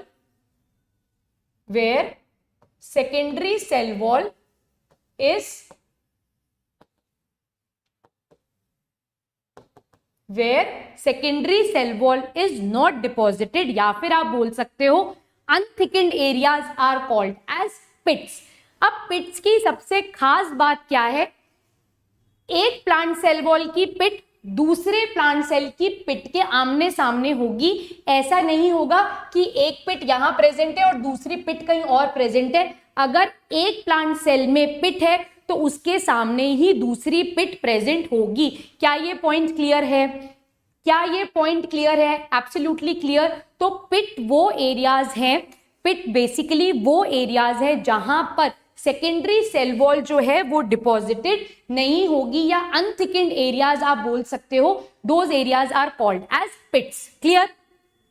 दूसरी इंपॉर्टेंट बात मैंने आपको क्या बोली कि one pit of one plant cell and the other pit of the other plant cell will face each other. वो एक दूसरे के आमने सामने ही होंगे. और ये पिट्स बेसिकली क्यों होते हैं? They help in the process of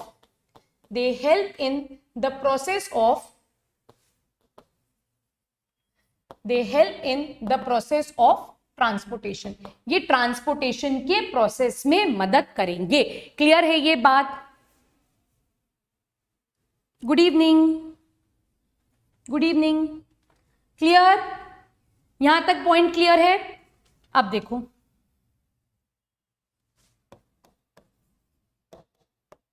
pits are of two types.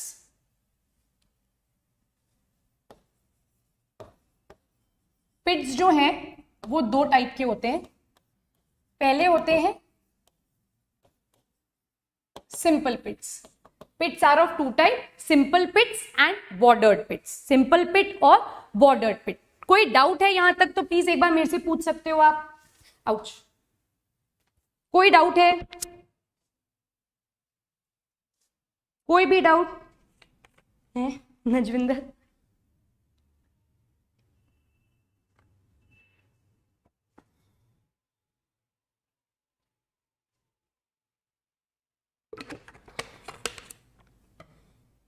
चमक गया? ठीक है. सिंपल पिट देखते हैं. सिंपल पिट देखते हैं. सिंपल पिट कैसा होता है?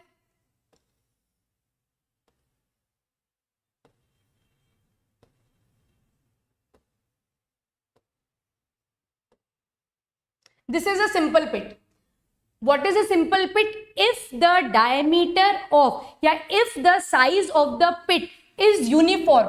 अगर पिट का साइज यूनिफॉर्म है तो ऐसे पिट को क्या कहा जाता है? सिंपल पिट कहा जाता है। मैं लिख देती हूं, if the size of the pit is uniform, if the size of the pit is uniform, such type of pit is called as a simple pit, and this simple pit is seen in case of angiosperms. ये कहाँ आपको देखने के लिए मिलेगा? This would be seen in case of angiosperms. ठीक है, angiosperms का मतलब पता है? angiosperms का मतलब पता है? angiosperms का मतलब होता है flowering plants.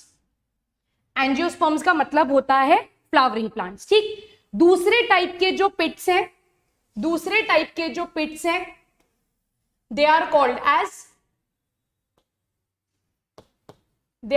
As bordered pits. They are called as bordered pits. ध्यान से देखो,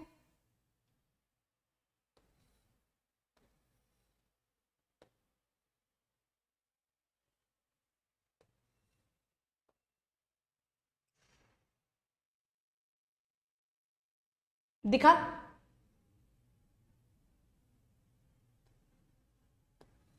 सो these pits are bordered pits. Bordered pits के केस में क्या हो रहा है? द एंट्री, ठीक है, the entry is narrow and the base is broad.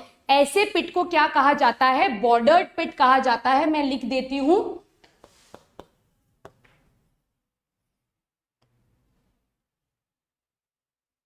The entry, एक सेकेंड, ऐसे लिखते हैं इसको,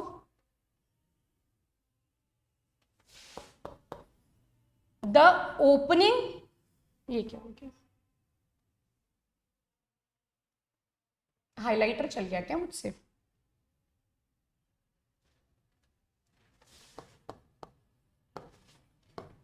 the opening of the pit is narrow but the base is broad. ऐसे पिट को बॉर्डर्ड पिट कहा जाता है and this is seen in case of gymnosperms. तो gymnosperms are non flowering plants. ठीक, Najwinder thank you so much. Clear है? ये दो तरह के पिट्स, सिंपल पिट और बॉर्डर्ड पिट। सिंपल पिट में जो साइज है पिट का वो यूनिफॉर्म है, वेराज इन केस ऑफ बॉर्डर्ड पिट जो ओपनिंग है या जो एंट्री पॉइंट है पिट का वो नैरो है और जो बेस है वो ब्रॉड है। तो ऐसे पिट को हम बॉर्डर्ड पिट बोलते हैं। सिंपल पिट जो है वो एंजियोस्पर्म्स में देखने के लिए मिलता है और बॉर्डर्ड पिट जो है वो जिम्नोस्पर्म में देखने के लिए मिलता है। क्लियर है ये बात? क्लियर? अब यहां पर ये एरिया जो है this is called as pit cavity. इसको कहा जाता है पिट कैविटी। ये वो एरिया जहां पर सेकेंडरी सेल वॉल डिपॉजिट नहीं हो रही है, वो एरिया जहां पर सेकेंडरी सेल वॉल डिपॉजिट नहीं हो रहा है, that is called as pit cavity. Exam में पहले, नीट के एग्जाम में पहले एक क्वेश्चन आता था कि पिट मेम्ब्रेन क्या होता है? पिट मेम्ब्रेन क्या होता है? सो बेसिकली पिट मेम्ब्रेन जो है वो बना हुआ होता है primary cell wall plus middle lamella. तो पिट के केस में दो चीजें हैं, पिट कैविटी और पिट मेम्ब्रेन। पिट कैविटी ये खाली हॉलो जगह जो है जहां पर सेकेंडरी वॉल डिपॉजिट नहीं हुई है वो पिट कैविटी है, और पिट मेम्ब्रेन क्या है? Primary cell wall plus middle lamella. Okay ma'am, आप मेरा नाम गलत ले रहे हो, Navjinder, sorry my bad, Navjinder. ठीक है, क्लियर है? ये पिट यहां तक समझ में आ गया? कोई डाउट है पिट के अंदर? कैसा भी कोई डाउट है तो आप मेरे से यही पूछ लो, क्योंकि इसके बाद मैं आपको लास्ट टॉपिक पढ़ाऊंगी सेल वॉल का, और सेल वॉल यहां पर खत्म हो जाएगा। कोई भी डाउट है तो पूछ लो। पिट और पिट कैविटी में क्या डिफरेंस है? कहां लिखूं? Pit is equal to pit cavity plus pit membrane, ये डिफरेंस है। Pit cavity plus pit membrane forms a pit. ठीक, पिट्स में जाइलम और फ्लोएम होता है क्या? ऐसे बोल सकते हैं हम कि जाइलम में पिट्स होते हैं, फ्लोएम में पिट्स होते हैं, ऐसे बोलना करेक्ट है। रादर देन पिट्स में जाइलम और फ्लोएम होते हैं, हम ये बोलेंगे कि जाइलम एंड फ्लोएम में हैव पिट्स। ठीक है। रिपीट बॉर्डर्ड, रिपीट बॉर्डर्ड मतलब क्या रिपीट करना है मुझे बता दो एक बार, मैं रिपीट कर दूंगी, फिर मैं लास्ट टॉपिक पे बता रही हूं। लास्ट टॉपिक है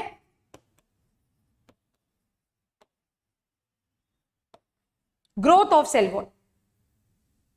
ग्रोथ ऑफ सेल वॉल क्या रिपीट करना है एक बार बता दो मुझे, क्या रिपीट करना है, मैं रिपीट कर दूंगी। What should I repeat, tell me fast.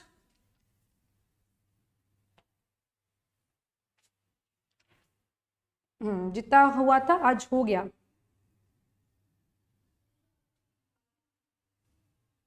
Pit membrane, अच्छा बॉर्डर्ड पिट्स बता दूं।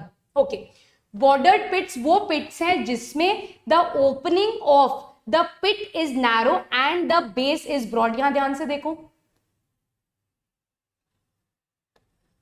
तो एंट्री अगर नैरो है और बेस जो है वो ब्रॉड है, ऐसे पिट को हम बॉर्डर्ड पिट बोलते हैं। ठीक है। पिट मेम्ब्रेन बता दूं, पिट मेम्ब्रेन देखो, ध्यान से देखो यहां पर,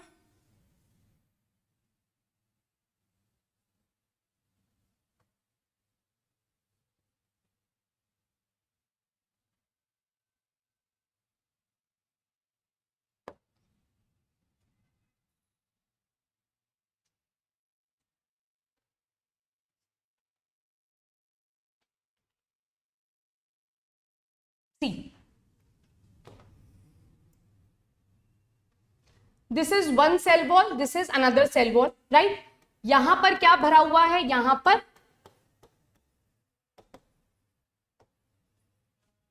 पर मिडिल लैमेला प्रेजेंट है। ठीक है, यहां पर मिडिल लैमेला प्रेजेंट है, यहां पर सेकेंडरी सेल वॉल प्रेजेंट है, सेकेंडरी सेल वॉल प्रेजेंट है, सेकेंडरी सेल वॉल प्रेजेंट है, यहां पर भी सेकेंडरी सेल वॉल प्रेजेंट है, सेकेंडरी सेल वॉल प्रेजेंट है। This entire structure is called as a pit, this is called as a pit.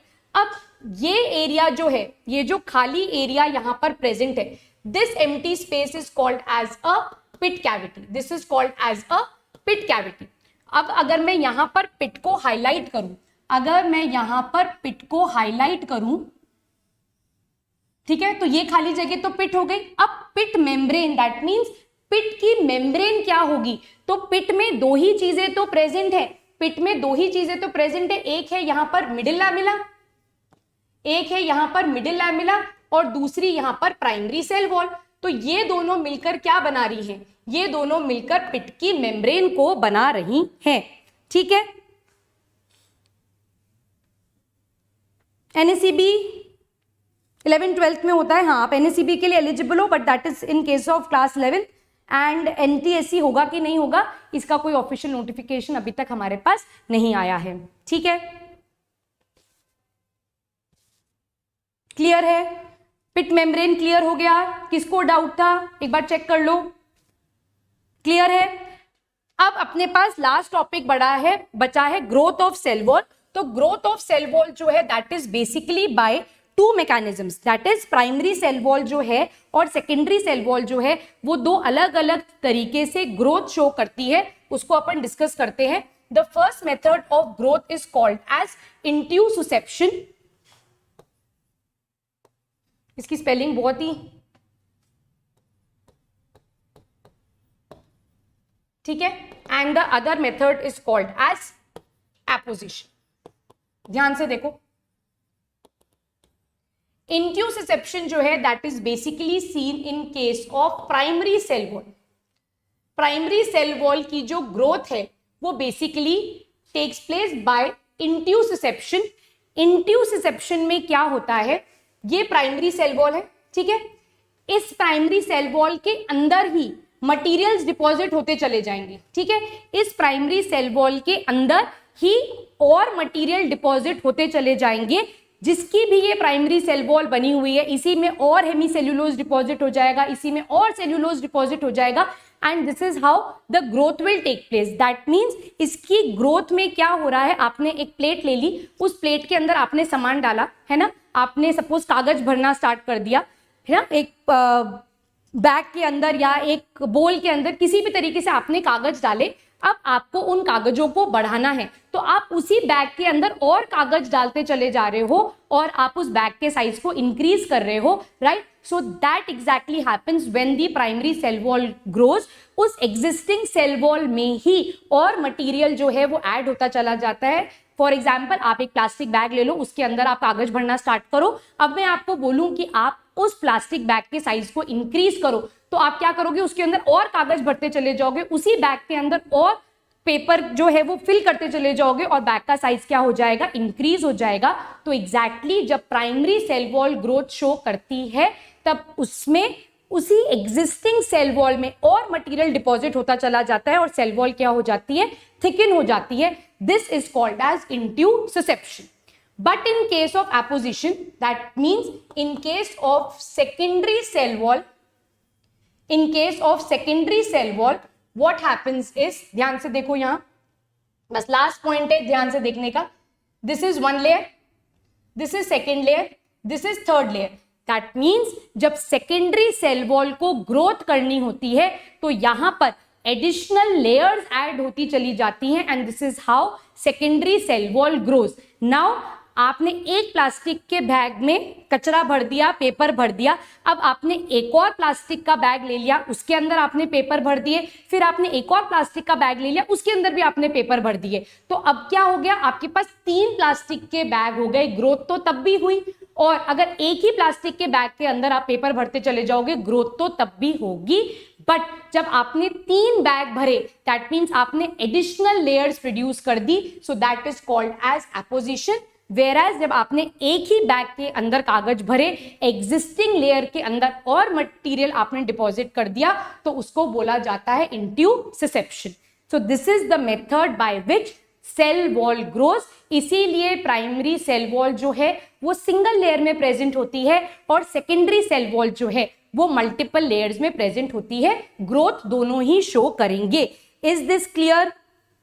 Is this clear? चमक गया, चमक गया, वेरी गुड। तो यहां पर अपन ने जो है सेल वॉल का टॉपिक फिनिश कर दिया है। सेल वॉल कंप्लीटली खत्म है। एक बार देख लो, अपन इसे क्विकली रिवाइज कर लेते हैं। अगर किसी भी पार्ट पे डाउट है तो आप मेरे से पूछ सकते हो। अपन ने स्टार्ट किया था ओवरव्यू, एक सेल लिया था अपन ने यूकैरियोटिक सेल का, जिसमें मैंने आपको एक फ्लो चार्ट बनवाया कंप्लीटली। इस फ्लो चार्ट में मैं आपको सेल वॉल पढ़ा चुकी हूं। नेक्स्ट क्लास में मैं प्लाज्मा मेम्ब्रेन पढ़ूंगी, फिर न्यूक्लियस, साइटोप्लाज्म, और ऐसे करके अपन एक एक टॉपिक को खत्म करते जाएंगे। क्विकली स्लाइड्स देख लो कि अपन ने आज क्या क्या पढ़ा। नोट्स में टेलीग्राम पर सेंड कर दूंगी। तो ये बेसिकली ये 2 स्लाइड्स हैं। इतना पार्ट अपना सेल का अभी बाकी है। सेल वॉल से स्टार्ट किया था।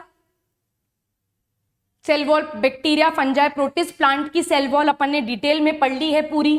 देखो, homopolymer, heteropolymer, cellulose, hemicellulose, macrofibril, microfibril, matrix, ये सारा पार्ट अपन ने देखा और अपन ने ये डिटेल में देख लिया कि कैसे कैसे सेल वॉल का जो है डिपोजिशन होगा और कैसे कैसे इसकी ग्रोथ होगी। और साथ में अपन ने यहां पर पिट्स को भी देख लिया। ठीक है, टर्शरी सेल वॉल हो गई, पिट्स हो गए, सिंपल पिट हो गए, बॉर्डर्ड पिट हो गए। Pit is made up of pit cavity and pit membrane हो गया। Pit membrane is made up of primary cell wall and middle lamella. ठीक, क्लियर है ये? यहां तक कोई डाउट? ये वापस से मैंने आपको बता दिया था। एक लास्ट कंसेप्ट यहां पर समझ लो, एक लास्ट कंसेप्ट देख लो। राइपनिंग ऑफ फ्रूट पता है आपको? राइपनिंग ऑफ फ्रूट्स जब होता है तब मिडिल लैमेला जो है, राइपनिंग ऑफ फ्रूट्स के केस में मिडिल लैमेला डिसॉल्व्स। जब फ्रूट राइपन होता है, जब फ्रूट पकता है, तो मिडिल लैमेला जो है वो डिसॉल्व हो जाता है। इसका सबसे क्लासिकल एग्जाम्पल आप देखो, क्लासिकल एग्जाम्पल है, अभी गर्मियों का सीजन चल रहा है, हम सब बड़े मजे से आम खा रहे हैं। ठीक, तो रॉ मैंगो, केरी जिसको बोलते हैं, कच्चा आम जिसको बोलते हैं, उस कच्चे आम को अगर आप राइपन्ड मैंगो से कंपेयर करो तो जो कच्ची केरी होती है या जो कच्चा आम है वो बहुत ही हार्ड और टाइट स्ट्रक्चर है। वेराज मैंगो जो है जो राइपेंड फ्रूट है वो सॉफ्ट होता है ना, बड़े मजे से हम आम को ऐसे ऐसे करके मजे ले लेकर खाते हैं, तो आप उसे हाथ से स्क्वीज कर सकते हो बहुत आराम से। क्या आप केरी को ऐसे स्क्वीज कर सकते हो? आप रॉ मैंगो को ऐसे स्क्वीज नहीं कर सकते। इनफैक्ट आप किसी भी रॉ फ्रूट को हाथ से स्क्वीज नहीं कर सकते। आप हाथ से स्क्वीज सिर्फ और सिर्फ राइपेंड फ्रूट को कर सकते हो। तो जब फ्रूट की राइपनिंग होती है तो जो मिडिल लैमेला है वो डिसॉल्व हो जाता है and thereby it makes the fruit soft. तो सॉफ्टनिंग ऑफ फ्रूट जो हो रही है that is basically due to dissolution और dissolvement of the middle lamella. So एक एग्जाम्पल मैंने आपको दे दिया, मिडिल लैमेला जब डिसॉल्व होता है तो राइपनिंग ऑफ फ्रूट्स का प्रोसेस हो रहा होता है। एक और एग्जाम्पल आप मुझे सोच के बताओगे that where middle lamella dissolve.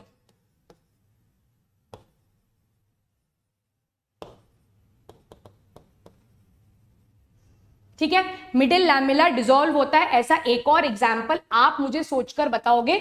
ये होमवर्क क्वेश्चन है, हिंट में दे देती हूँ, ये थोड़ा सा केमिस्ट्री से रिलेटेड है, तो आप ये सोचकर बताओगे मुझे। एक मैंने आपको बता दिया कि जब फ्रूट की राइपनिंग होती है, जब फ्रूट्स की राइपनिंग होती है तब मिडिल लैमेला डिसॉल्व होता है। एक एग्जाम्पल आप मुझे सोचकर बताओगे और कमेंट बॉक्स सेक्शन में आप इसे मेंशन करोगे। चमक गया सारा सेल वॉल। होमोपॉलीसैकेराइड क्या होता है? होमो मतलब सेम, पॉलीसैकेराइड मतलब बहुत सारी यूनिट्स ऑफ शुगर। तो अगर पॉलीसैकेराइड में सारी शुगर की यूनिट्स एक जैसी हैं उसको हम होमोपॉलीसैकेराइड बोलते हैं, और इसका सबसे कॉमन एग्जांपल है सेल्यूलोज और स्टार्च। ठीक है। बॉर्डर्ड पिट्स,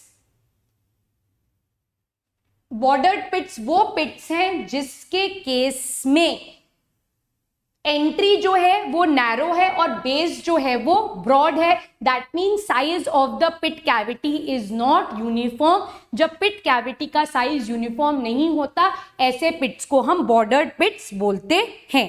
ठीक है अमन, क्लियर है? Very good. So next class में अपन क्या पढ़ेंगे? नेक्स्ट क्लास में we will discuss about plasma membrane, we will talk of protoplasm and most probably nucleus पढ़ेंगे। ठीक है, so this would be the topic for the next class, जिसमें plasma membrane बहुत डिटेल में पढ़ेंगे एंड हम nucleus के बारे में भी पढ़ना स्टार्ट कर देंगे। ठीक है students, okay bye, all the best बच्चों, take care, we'll meet in the next class, till then let's crack it.